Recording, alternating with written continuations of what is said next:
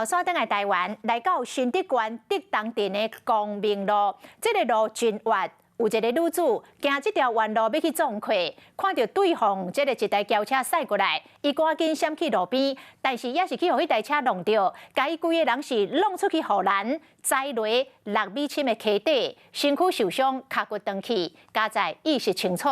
也毋过弄着人的女驾驶并无停落来看，是做伊走。伊讲伊无看到有弄着人，结果方用肇事逃走甲公共危险罪函上法办。车是一台接一台，也毋过一台红色的轿车伫越过来了后，技术是无注意到头前的状况来减速，行人已经经过路边想要避，也是去互对面直接冲来的轿车，弄一个规个人是摔出大概50公分宽的护栏，直接拨落去6公尺深的溪沟内底。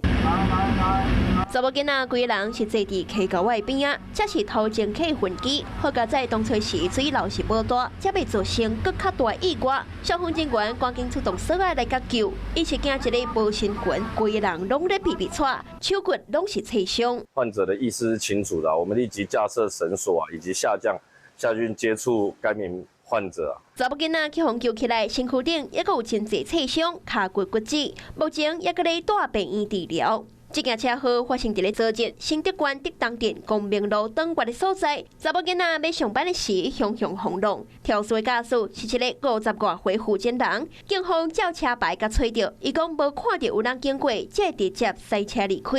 也毋过最后，伊也是互按照肇事逃走，也有公共危险罪罪嫌，移送法办。Hello， 我是林仙怡。想要抢先掌握最及时的新闻资讯吗？赶快订阅、按赞、开启小铃铛，锁定华视新闻 YouTube 频道。